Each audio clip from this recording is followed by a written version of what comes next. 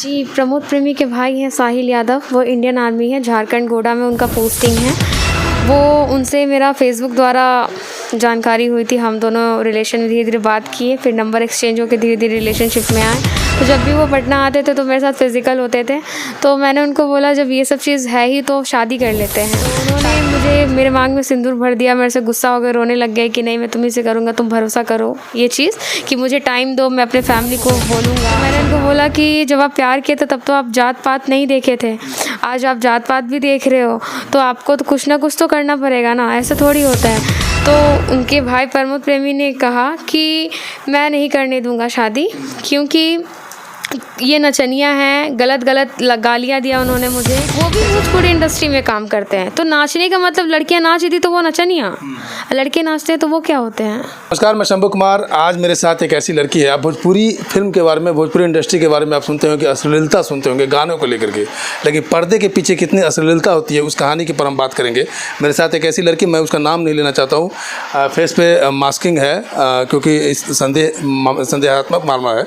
हम बात करते हैं क्या हुआ था, कैसे क्या हुआ, किस पे। ये प्रमोद प्रेमी एक सिंगर है, प्रमोद प्रेमी, उन पर ये आरोप लगा रही है, एक बहुत बड़ा संगीन आरोप लगा रही है कि इनके साथ प्रमोद प्रेमी के जो भाई हैं इनके साथ फिजिकल रिलेशन में रही हैं, उसके बाद शादी का झांसा दे करके फिजिकल रिलेशन बनाया और उसके बाद फिर इनको शादी से मुकर गए।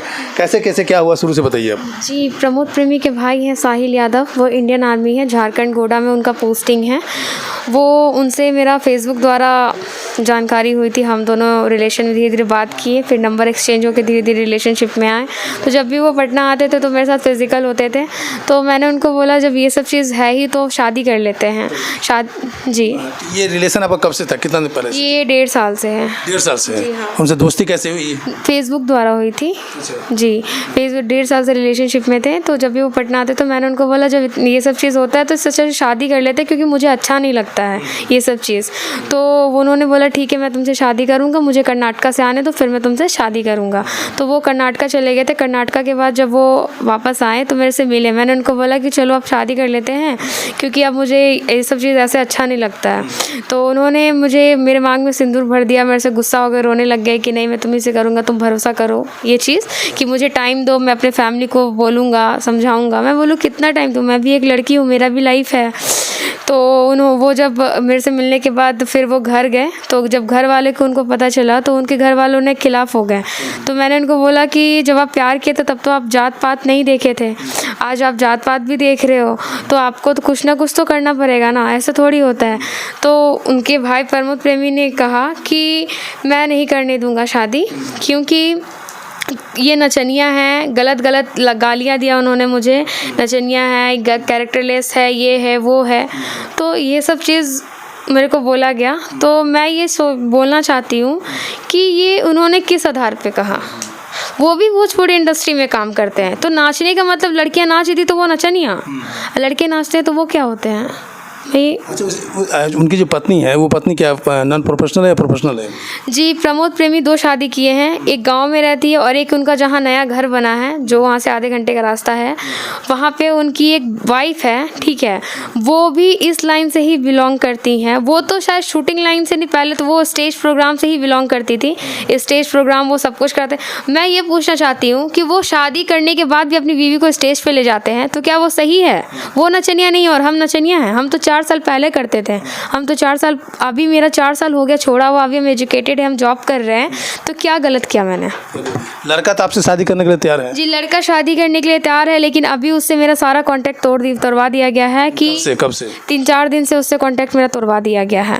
जी हाँ, तोड़वा दिया गया है। मुझे धमकी भरे कॉल आ रहे हैं कि तुम्हें मरवा दूंगा, तुम्हें उठवा लूंगा, तुम्हारी माँ को मरवा दूंगा। कौन कॉल करता है? ये प्रमोद प्रेमी अब खुद फ़ोन नहीं कर रहे हैं, लेकिन दूसरे जगह से फ़ोन करवा रहे हैं, वो लोग उनका नाम ले रहे हैं। पहले भी प्रमोद प्रेमी से कॉल पे बात हुआ डायरेक्टली? जी हाँ, हुआ है। मैं 30 तारीख 5वां महीना 2023 में उनके गांव कल्याणपुर गई थी। तो वहाँ पे मैं जब पहुँची, मैंने उनके वहाँ पे अशोक यादव थे, प्रमोद प्रेमी के बड़े भैया। मैंने बोला मुझे श्याम से मिलना है, श्याम से बात कराइए, मुझे उससे ही बात करनी है, क्योंकि ना वो आपसे पूछ के मेरे साथ रिलेशन में आया, ना मैंने आपसे पूछ के उसका रिलेशन बनाया, तो मुझे डायरेक्टली उससे बात करनी है। तो उन्होंने मुझे धक्का मार के कहा कि तुम यहाँ से निकल निकल जाओ, तुम यहाँ क्यों आई है, तुम्हारा कोई कैरेक्टर है, इज्जतदार खानदान। तो क्या ये इज्जतदार खानदान है जो अपनी बीवी को स्टेज पे ले जाके नचवाता है? इज्जतदार खानदान है। और मैं बेइज्जतदार हो गई। तो उन्होंने प्रमोद प्रेमी अशोक यादव के नंबर पे कॉल करते हैं और मुझे गंदी गंदी गालियाँ देते हैं कि तुम ऐसी हो वैसी हो, कैरेक्टरलेस हो, समझ जाइए किस किस टाइप की, जो मैं बोल नहीं सकती हूँ। तो उन्होंने मुझे बोला कि तुम यहाँ से निकल जा, नहीं तो थाना। हम बोले थाना जाएंगे, थाना को बुलाएंगे। तो वो क्या बोलते, मैं थाना को खरीद लूँगा, थाना तो मेरे जेब में रहता है। ये चीज़ उन्होंने कहा। आपने FIR कर चुकी है? जी, मैं FIR ये महिला थाना में मैं कर चुकी हूँ। नोटिस निकला है उनके घर तक, शायद आज नहीं तो कल पहुँच जाएगा नोटिस। फिर उसके बाद 28 तारीख को बोला गया। चलिए, अब समर्पण फाउंडेशन के उपाध्यक्ष हैं और लॉ के स्टूडेंट हैं, रूपम है, हम उनसे बात करते हैं।